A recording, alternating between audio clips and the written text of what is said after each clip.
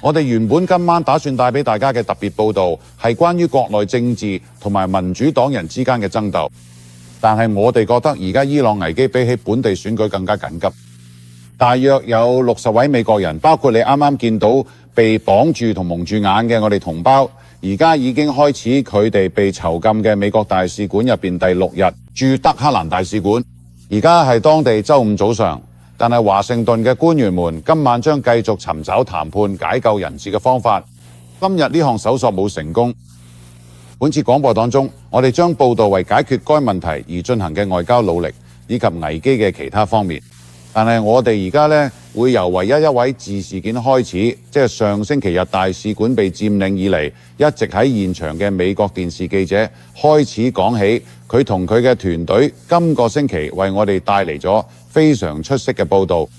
呢位就係 Bob Dyke， 馮德克蘭。呢張相已經講晒成件事。呢支旗好明顯係喺美國大使館入邊某個人嘅辦公室寄咗出嚟㗎。星期二晚，呢支旗嘅大使館門外被焚毀。對於放火燒旗嘅伊朗示威者嚟講，呢個係勝利嘅象徵。2日前，有幾百個年輕人，主要係德黑蘭大學嘅學生佔領嘅大使館。多謝你。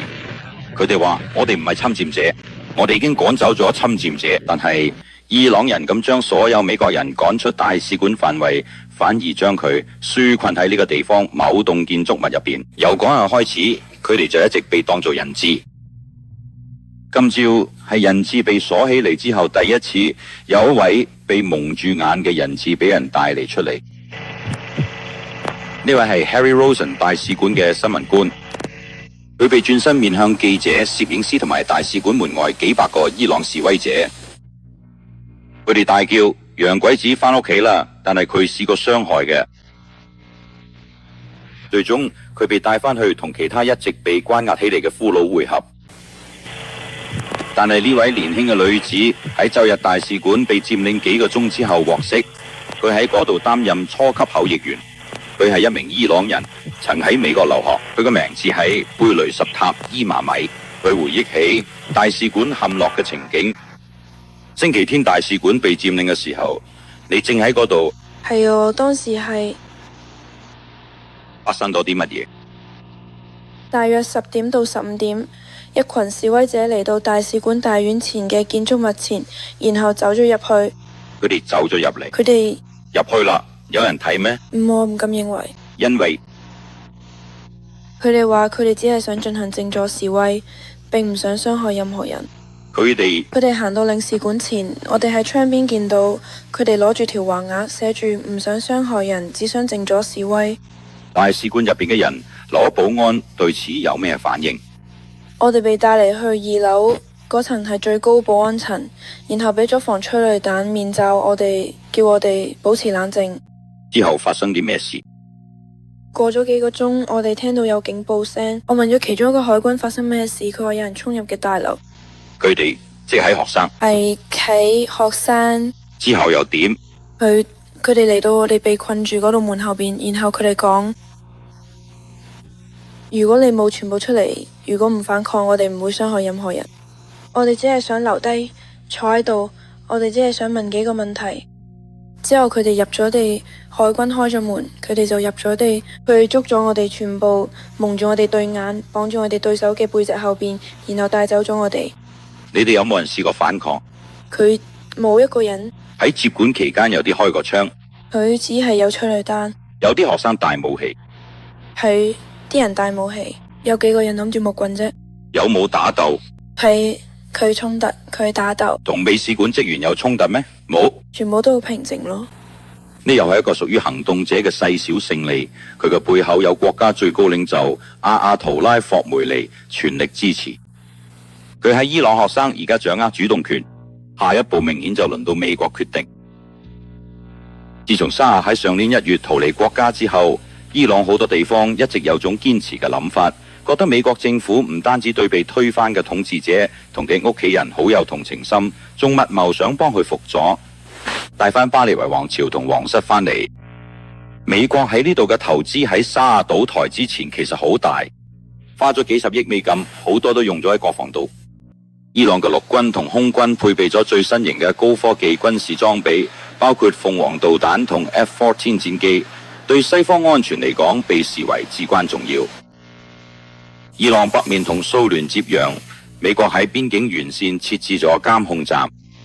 雖然大使館俾人佔領，兩國關係從未試過咁差，但伊朗對美國嘅石油管道依然係開放緊。至於可以維持幾耐，就要睇阿圖拉點決定。佢嘅支持者今日喺美國大使館又開咗一個新聞發佈會，今次就公開咗喺伊朗行動分子聲稱係美國政府機密文件嘅副本。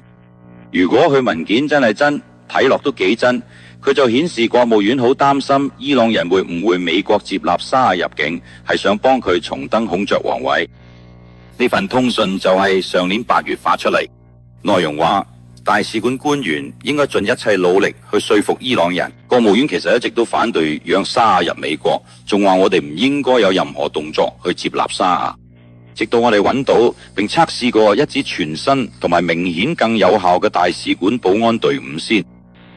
國際 ABC 新聞德克蘭報導，美國之所以陷入呢個困境，係因為前伊朗沙亞患嘅癌症，而家佢喺美國接受所需嘅治療，但係呢個解釋即係話佢哋美國係為咗醫病，伊朗人一直都唔接受，佢哋一直懷疑美國先係沙亞最終嘅目的地。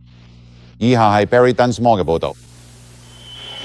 2月，伊朗嘅暴民趕走咗沙亞，而佢會去邊度，就成為美國對伊朗政策嘅一個重要因素。對伊朗政策，一開始大家都以為佢會喺美國，卡特總統甚至公開有講過。不過好快就發現沙亞會變成一個唔受歡迎嘅客人。3月，沙亞喺摩洛哥，美國政府揾緊一個使者，叫沙亞唔好吵美國，因為華盛頓同德黑蘭新政權之間嘅關係好微妙。佢哋揾咗大衛洛克菲勒同亨利基辛格，兩個人都冇咗咁拒絕嘅，反而基辛格開始積極推動，要令沙亞可以入咗美國。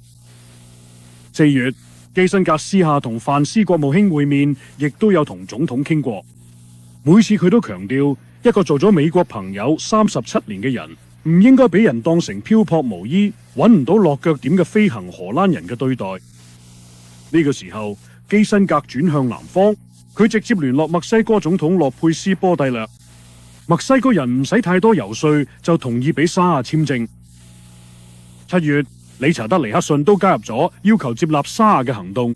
佢去咗墨西哥探沙亞，仲強調話咁樣對待我哋嘅朋友實在唔啱。9月，政府依然堅持立場，范斯比以往更加強調佢嘅立場。接納沙亞可能睇落啱，但我唔認為佢做符合我哋國家利益。佢補充話，我哋都要考慮到美國人民可能面對嘅危險。佢明顯係攞住大使館嘅範圍。10月初，沙亞病嘅洛克菲勒被聯絡，佢推薦咗一位紐約嘅專家醫生班傑明基恩。基恩去咗墨西哥，佢發現沙亞病得好嚴重，仲知道佢長期同一種癌症搏鬥緊。基恩建議國務院應該帶沙亞去紐約接受治療，但係國務院對此持懷疑態度。基恩俾人標籤做基辛格洛克菲勒派嘅醫生。呢件事激咗嘅洛克菲勒，佢即刻打電話去抗議呢個荒謬嘅決定。最後，國務院嘅醫生重新檢視基恩嘅檢查報告，同意沙亞真係病得好嚴重。10月尾，高層官員開始考慮下一步應該點做。國務院第3把交椅，負責伊朗事務嘅大衛紐森認為，即使係佢嘅情況下，俾沙亞入境都可能會有危險。不過，總統最後決定要俾沙亞入境。10月22號，沙亞被安排入咗紐約醫院。不過，佢呢之前，伊朗政府已經被通知，俾佢入境純粹係出於人道理由，唔係政治原因。美國同意俾阿亞圖拉咗醫療報告，但係就唔俾佢嘅醫生檢查沙亞。而家有超過60條人命攸關，大家心入邊都仲有啲唔開心嘅情緒。有人對沙亞心存怨恨，而有啲接近沙亞嘅消息人士都冇講。自從大使館被佔領之後，華盛頓又再試圖叫佢接受檢查，由德黑蘭嘅醫生喺檢查。有消息人士聲稱，甚至有人建議再幫佢做手術，只係為咗證明佢真係有病。國務院否認咗呢兩項指控。俾沙亞入境嘅決定顯然係一個經過計算嘅風險。呢個方法唔得，因為伊朗而家騷亂呢，根本佢可能用邏輯或者理性嘅方式同嗰個國家打交道。